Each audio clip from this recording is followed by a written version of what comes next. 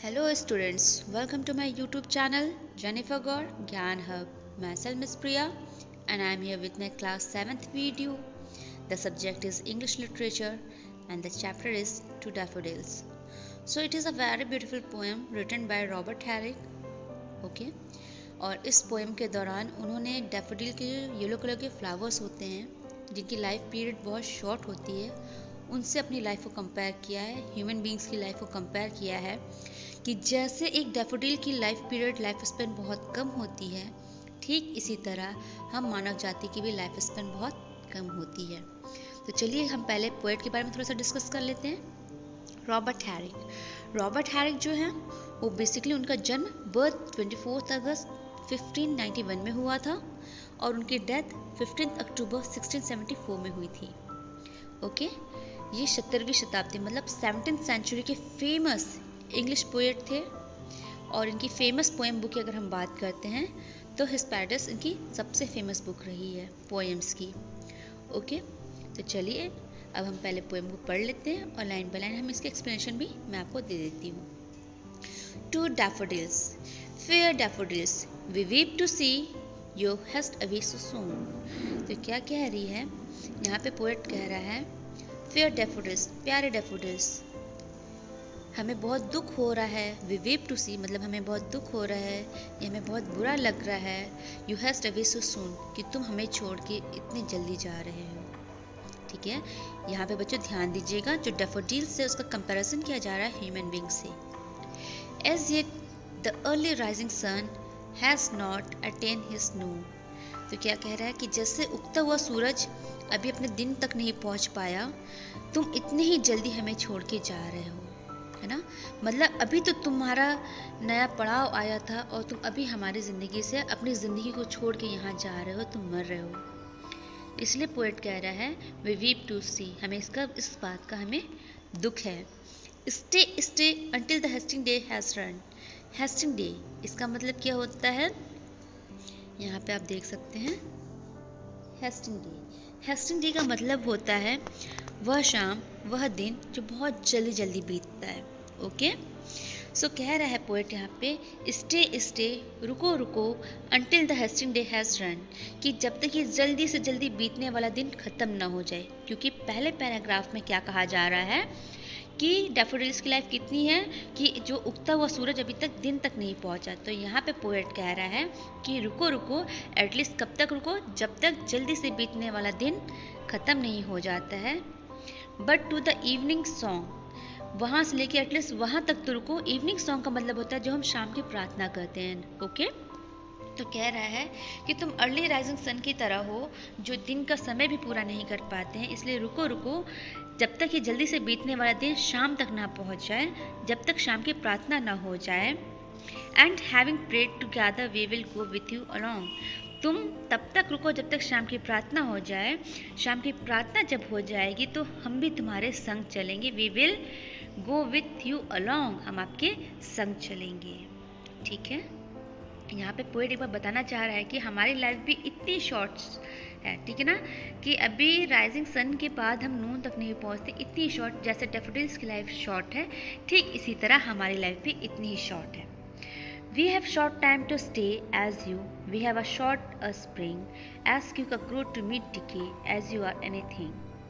कह रहा है हमारे पास भी बहुत कम समय है यहाँ रुकने के लिए, जैसे तुम्हारे पास बहुत कम समय था रुकने के लिए, ठीक वैसे ही हमारे पास भी बहुत कम समय है यहाँ रुकने के लिए।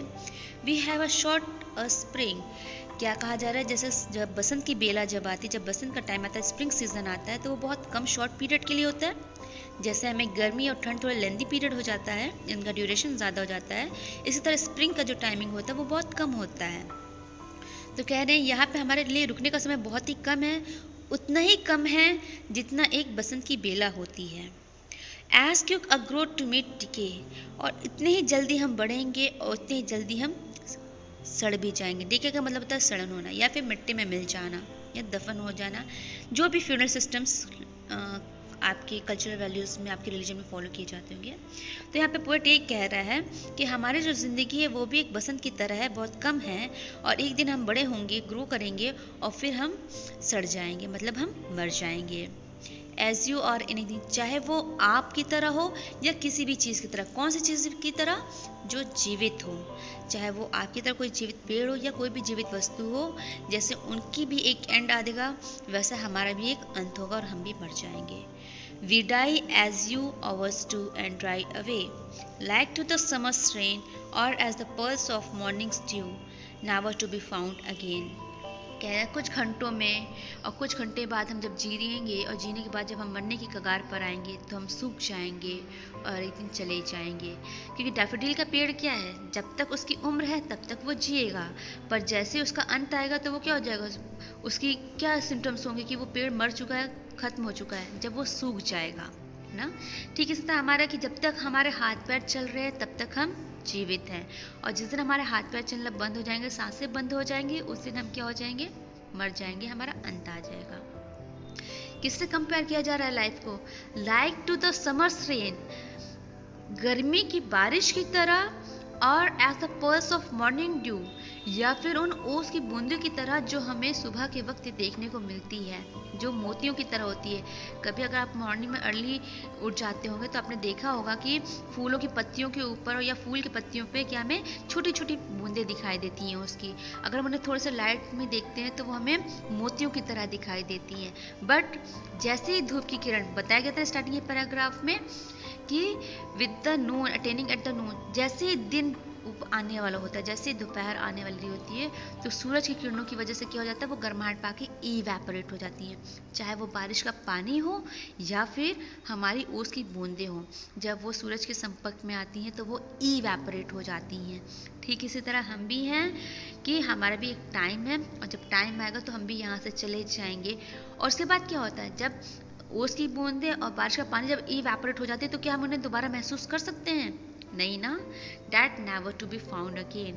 और इसी तरह हम भी हैं, हम जब तक इस दुनिया में हैं तब तक हमें लोग याद करेंगे, और एक बार जब हम इस दुनिया से चले जाएंगे, हमारी अंत हो जाएगा, हमारी डेथ हो जाएगी, तो क्या हमारे जैसा कोई और आएगा? नहीं आएगा, और हमें कोई और दोबारा कोई पा पाएगा? नहीं पा पाएगा। That is never to be found again, कि हम दोबारा नहीं मिलेंगे।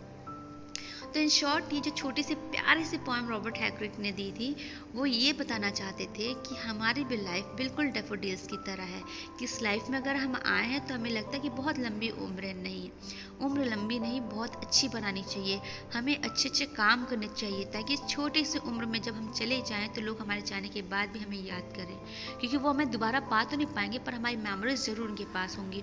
जैसे डैफोडिल्स की मेमोरीज रॉबर्ट हैरी के पास थी, कि वो सूख गया, खत्म हो गया, पर कहीं ना कहीं उसने अपनी ज़िंदगी का जो एक, हमने उससे एक इंस्पिरेशन ली, वो इंस्पिरेशन कहीं ना कहीं रॉबर्ट हैरिक ने एज अ पोएम उन्हें कुछ शब्दों में पिरो दिया, और एक प्यारी सी पोएम टू डैफोडिल्स हमें दे दिया।